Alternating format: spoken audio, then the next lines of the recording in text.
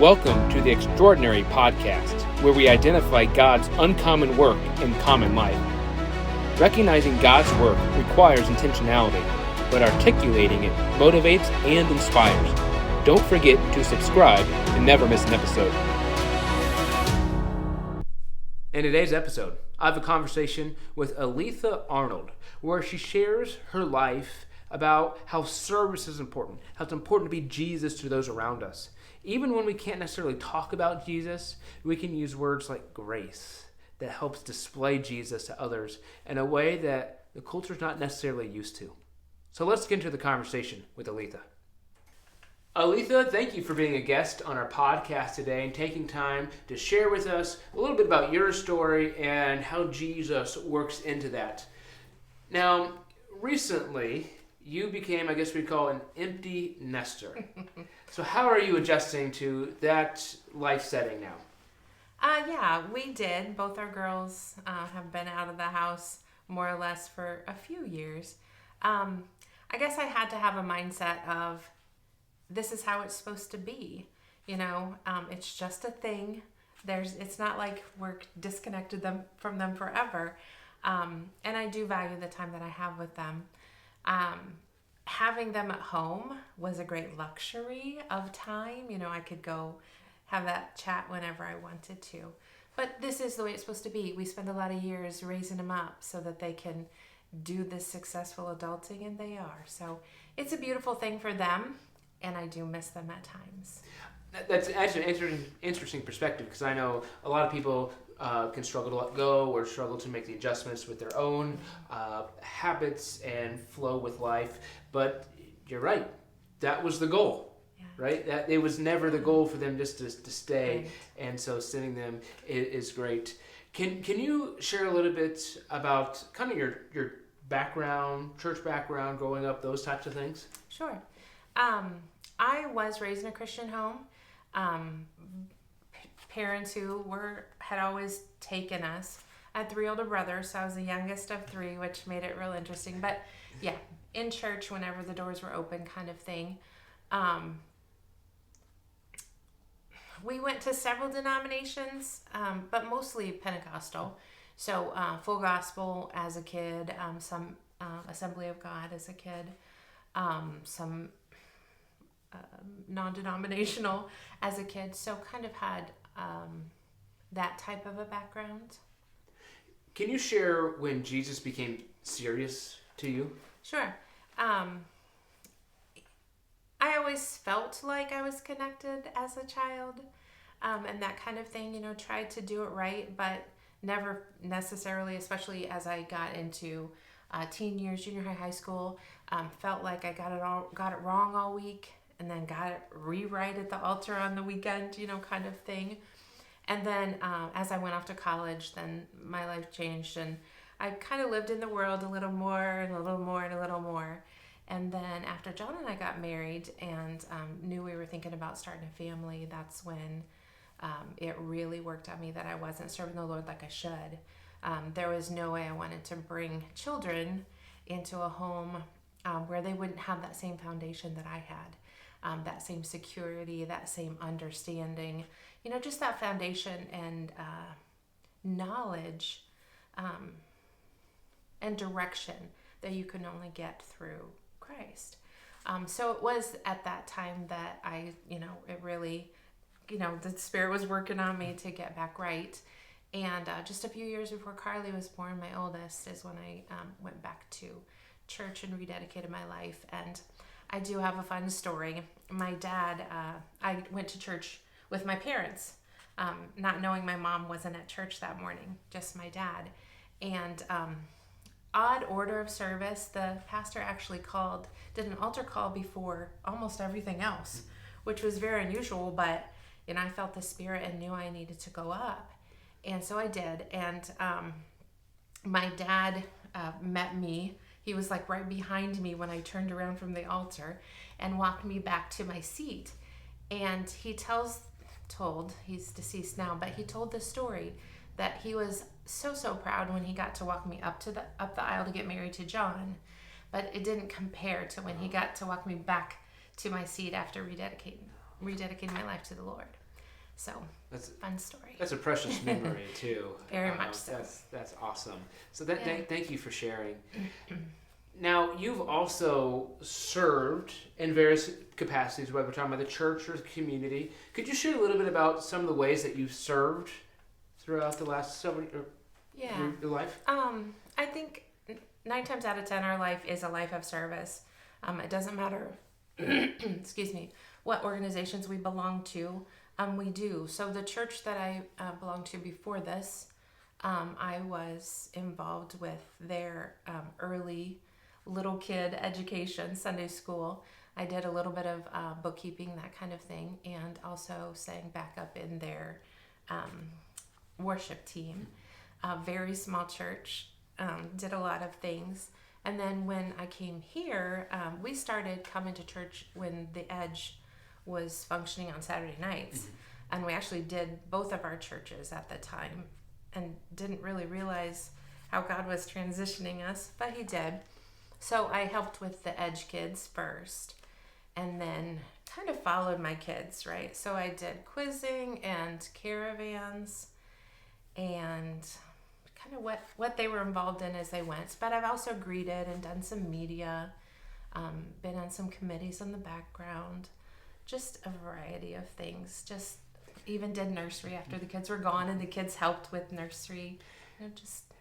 You mentioned you did some bookkeeping for the kids ministry or daycare or something like that. You've also helped bookkeeping with Christian School in Mount Pleasant. Yeah. What got you connected with Mount Pleasant and bookkeeping in general? Yeah, so it's not anything that I went to school for or anything like that. Just my kids went there and they had a need, and somebody showed me, here's your office, and next thing I know I was doing it. So I did it for about 5 years when Carly was like 3rd grade, something like that, and then took a break, thought that wasn't for me and it wasn't going to fit in with my post office schedule as well, because I was changing jobs a little bit. So then I changed jobs and found out that I could be a gym teacher for a year at the Christian school. So did that, which was really hysterical, honestly. So did that for a year, and then I've been back bookkeeping again, maybe for 5 years again, with a little break in there too. But yeah, the Christian school, another organization where it's easy to serve in. It seems like those people have their fingers in the community so much.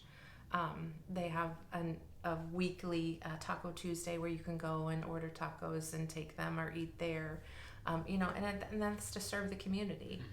It's a nice fundraiser for them as well, but certainly serves the community. I can remember over the years things that they would have the kids do, so the kids would learn to serve. They would have them plant flowers up on the city square and help the city look beautiful. I remember a time when they had them putting gas in people's cars and serving them hot chocolate, just as no fundraising at all, just as a community service. So they're a great organization in that way. Now, in your opinion, you mentioned something about life is to be a life of service. We're supposed to serve throughout our life. Why is it important to serve? Well, can you imagine a world where we were outside of ourselves all the time? It builds connections with people, with organizations, with, whomever we're serving, but it gets us out of ourselves, I think, is a beautiful thing. If we would spend more time, outside of ourselves and serving others. It's like you say sometimes in your sermons, if everyone had integrity or trust, we would never have to lock our doors, right? If we had the right character, our world could be such a more beautiful place. Yeah, and Jesus shows us the way. He came not to be served, but to serve. So if he does, why would we be immune? Yeah, exactly. Yeah. That's a great point. And just the various ways that you've served, I hope people find inspiring, because it's not as though people need to serve the exact way you were serving or how someone else thinks they should serve. They should serve with the passion Jesus has given us. But sometimes those passions and gifts are unexpected, like your bookkeeping situation was not something that you were jumping into. There was a need, and you were able to learn and develop and figure out how you could serve in that capacity. Exactly. Now, you mentioned you are part of the post office, and unfortunately, I think sometimes the post office, people just kind of have a mindset of, well, they only talk about it when they complain about stamps going up or something doesn't meet their expectations on some level. Can you share a little bit about your journey in the post office, the various roles, responsibilities you have, and what you're doing now? Sure. I've been with the post office for about 27 years, and the first 20 of those I was a clerk. And so I did what clerks do, We sort the mail, we get it to the carriers, and then we go to the window and we help customers all day. In that time, I did a little bit of city carrying, so learned a little bit about that as well. And then the last almost 7 years now, I've been a supervisor. What does it mean to be a supervisor? So in my opinion, the way I do the job is I'm there to serve the other people. I'm there to equip them with what they need to do their jobs well. I'm that in between. I do a lot of reports and all that stuff and answer to the people above me. But the biggest part of my job is making sure that my post office runs well on a day-to-day basis. And that is by giving people the knowledge to do their jobs well, giving them the equipment to do their jobs well. The other thing I do consistently on a daily basis is, answer phone calls and take care of customers. When they have a problem that a clerk at the front counter can't handle, then it comes to management, and we get to take care of those kinds of things. So yes, when someone wants to complain about the price of stamps or bigger things than that they're, they want to put their mailbox here or their mail's not getting to them, or then I do some of those things too. The post office has always fascinated me in the sense of just the amount of mail that the post office manages on a daily basis and how it gets to the right places. Usually a first-class letter within 2, maybe 3 business days. That's just crazy to me that I can mail something here and I can get to Florida in 2 days, and just all the logistics that go into that. I'm sure you understand how that works and what it takes, particularly as you have sorted mail. But I just think of even a town of 20,000, there's a lot of mail every day. Right. But yeah, I used to tell people when they would call in and, be like, well, can you find my letter? I have this one piece that's missing. And I would give them the information to understand our business better. I'm sorry, we had 16,000 pieces of letters come in today. I don't know what every one of them were. I wish I could. But yeah. So it's interesting that you understand it more than the average, Joe. But that's part of it, is giving them information enough to understand why we can't serve them like they wanted us to that day.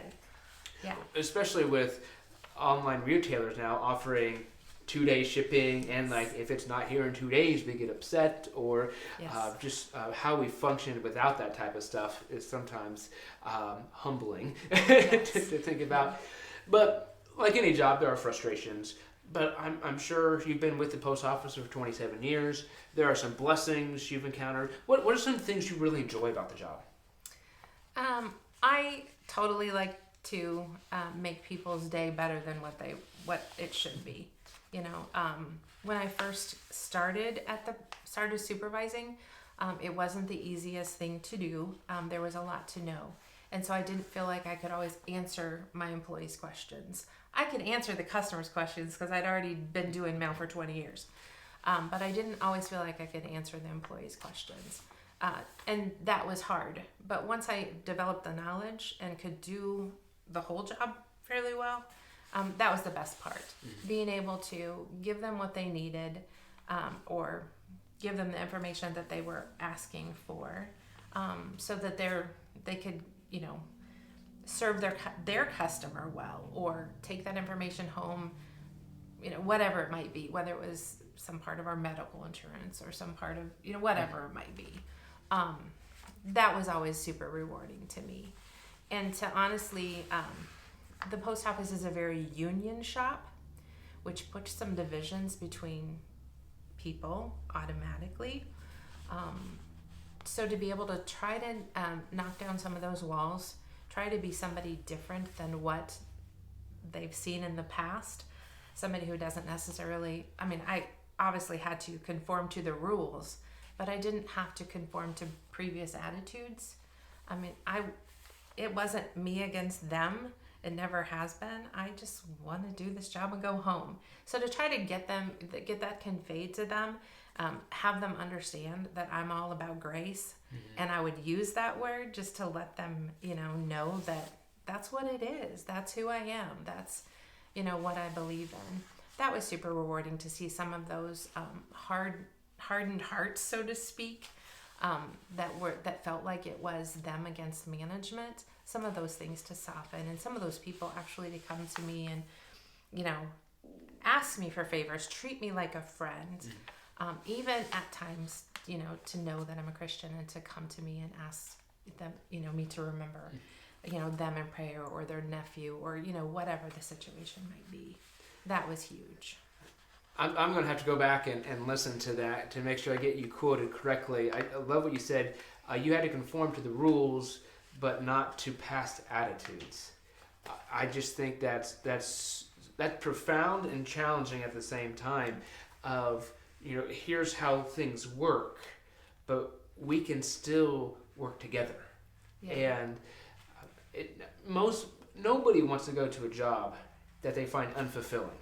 Right. Nobody does. Yes. And it sounds like one of the things that you get enjoyment out of your job and fulfillment is when you help people do their job well in a way that is not burdensome. I mean, it's work, right? It's still work. Yeah. We've got to make sure we call it what it is, but in a way that they can thrive in the position where they are. And when they thrive, you thrive, and the whole organization thrives. So we're on the same team, even though there's unions, and you're a supervisor, you hold them accountable, but you're still trying to accomplish the same goal. Yeah. Because if they fail, that's hardship for you. Yeah. Whether you have to find a new person for the position, or I think you've told me there are times you've had to do rural routes as a supervisor, right? Because there was a need, and so on some level it falls to you if those who report to you aren't thriving. Yes.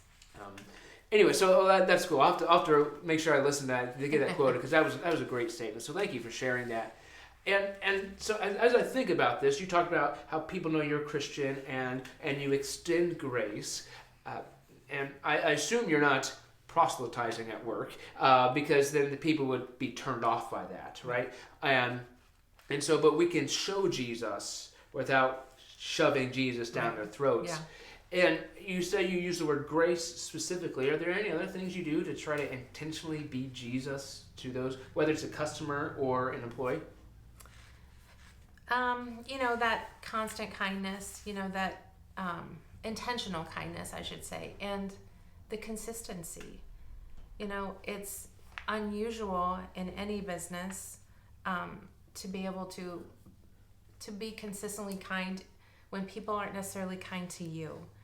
That's where that grace, that mercy, that, and it doesn't take long when you're the supervisor in a world of 45 employees, who some are, some aren't.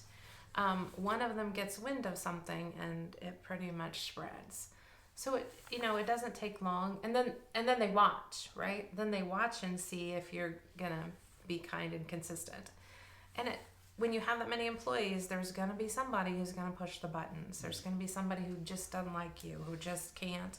And some of that is spiritual. I believe that.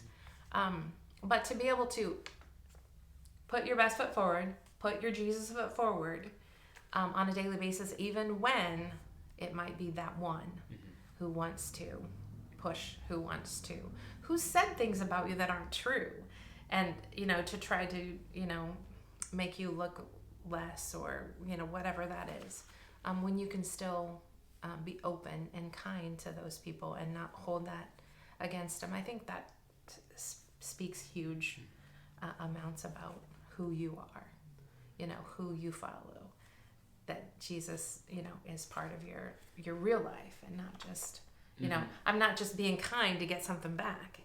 This is my everyday. This is how I am, all the time. I think that's big. And I have intentionally used words that aren't commonly used in everyday, society. I've used grace and let them know that, yes, you get grace. I believe in grace, or mercy. Those are definitely, I can't say Jesus in the workplace necessarily as fluidly. Someone will have to approach me first. But grace and mercy aren't, outlawed. So, you can put it out there without carrying your Bible on your arm and, that kind of thing. Well, I came across a concept several years ago about reciprocity, that we don't love because somebody else loves us, or to get something from them. We love because Jesus loved us. We love others, not because they deserve it, because we don't deserve God's love, but He loved us. And Jesus tells us to love our enemies and pray for those who persecute us. Yeah. Now, hopefully those you work with aren't your enemies, and hopefully you don't have enemies. They may consider you an enemy, but hopefully you don't consider them an enemy, I guess. But yeah, I just think that's great. That it's challenging to me, and I'm sure others will be challenged by it as well. That people are watching us, and you get enough people, someone's going to be able to push your buttons. Yeah. That's just how it is. And if you've got even if you work with 2 or 3 other people, you're still gonna push people's buttons, yes. Right? Yeah. But just the more people you have, the more those buttons can get pushed. Exactly. But I think using words like grace or mercy are simple, but they can really be impactful. We're not using the name of Jesus, but you said we can be Jesus. So, well, that's I find your insights very challenging and inspirational as well. I know people who will listen will hear what you're saying, and I hope they're challenged and inspired. But do you have any final thoughts? Anything that I wish we would have covered this today that you just wanted to share? Well, I made some notes. I don't know. I don't always get it right. I definitely need to say that first of all. But I do feel like that life is not about us. It's so easy in the world we live in. And even through the ages, how you gotta look out for number one, that started several decades ago. And it's a bad place to live.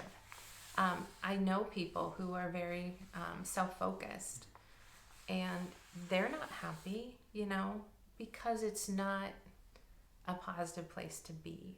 It's definitely not where Jesus wants Christian people to be. And you dwell in a place of negativity a lot of times because you're never satisfied. If you're always looking out for you're never satisfied enough. So to live outside yourself and live in the moment. People who know me know that I say, live where you live. And I know my kids, one of my daughters especially, was like, what? Live where you live? Like, live in this house? I'm like, no. Be in that moment. Live your best life. Bloom where you're planted. All of those things. I'm a strong believer in that. I in love with positivity, and making a place better than when I found it. Yeah. Well, that's great. Live where you live, and be present, especially with things like our phones and our devices. Like we can be in the room, but we're not present. Yeah. And don't we all have a tendency to think about the next thing? I'm terrible about it. I have to remind myself to live where I live a lot, because I am planning for the next thing. And sometimes even regretting what I didn't do, or regretting what I did say, or, that moment that I should have captured. Yeah. So it's hard. It's definitely a challenge for me too. Well, thank you for sharing. I've enjoyed this conversation, and I'm definitely going to go back. you are a very quotable person, so you have some great ones. So thank you for sharing your insights and challenging us today. So thank you for being here. You're welcome. Glad to be. Thank you for joining us for this podcast. Be on the lookout for how God does uncommon work in common life. And please subscribe to never miss an episode.